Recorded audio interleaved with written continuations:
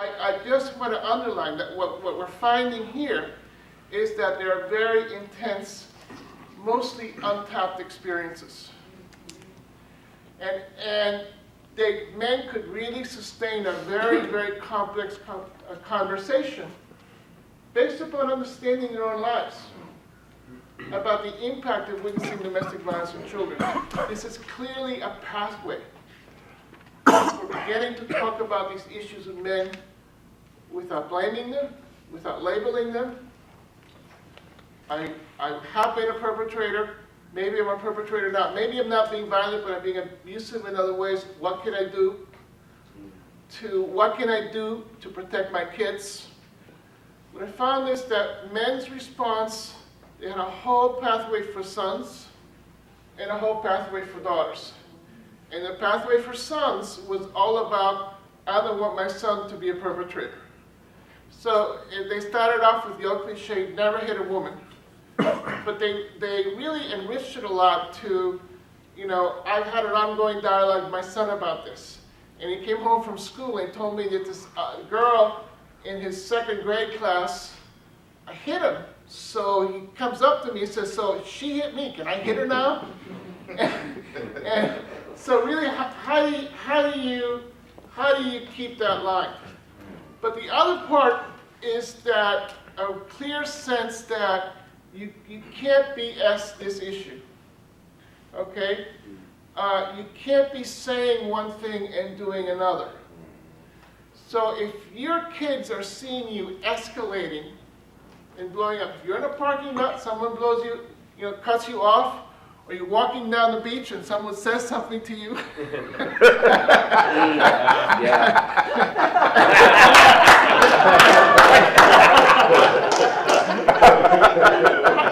do you handle that?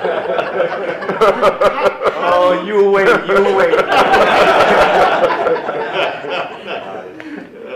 I mean, it's in those moments where you're really, your behavior is the most powerful language for your children. It really doesn't matter what you say. It's also ultimately what you do. And so the men were very clear about that, and they said it in very colorful and expressive ways. When it got to their daughters, which was the other pathway, it's very interesting. I think that connection with daughters for a lot of men perhaps is a real pathway to understanding women and their lives. We sometimes have our gender wars going on. We have crap going on in all of our lives to some degree, because we don't always, our interests don't always overlap 100%. But when it gets to having a daughter, the men are projecting her from this little vulnerable girl through her lifespan. And so what I found was that the men began, I was very moved by this, I have to tell you. The men talking to their daughters about love. What love should look like in your life. And if a man loves you someday, if he says he loves you, this is what you should see. And this is what you should not see. You should not see someone trying to control you. You should not see someone trying to make you feel bad, make you feel not good about yourself. Never mind hurting you or hitting you. And you don't have to take that. If it ever happens, you can come to me and I'll be there for you.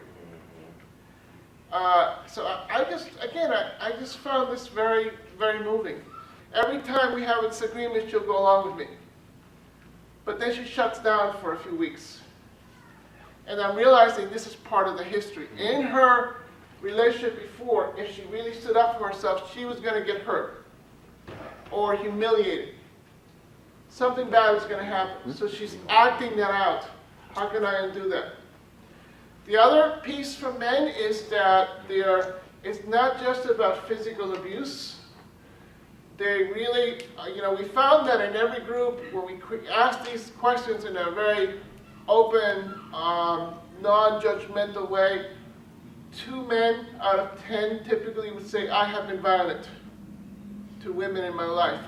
But when we explained the coercive control, other forms of abuse, typically about 6 to 8 men would say, I have done that stuff. Some of them would say, I'm really doing this stuff. When you talk about it this way, I can see myself having a real problem. I need some help around it. To meet with her. Yeah.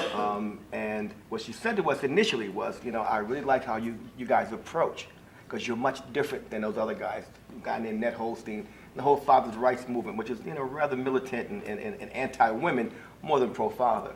So she was able to make that distinction with the Nurturing Fathers program and how we approach this work with fathers and those other guys. Yeah. You got 30 seconds, man. Huh? 30 seconds. Okay, and that was incredibly important. The other thing is that as you do this work, you may find men, because as we have opened the doorway to this topic, we have more men who are talking to us about physical, domestic abuse of their partners. You may find men in your group who are being violent, even as they're in the group. So you need to figure out how to work with them and not just say you have to leave. I think it's, our political capital and our human capital is in the relationships we create with men. And what I have seen in groups is, we all, if you're in a relationship, you have a moment when you feel like strangling the other person, right?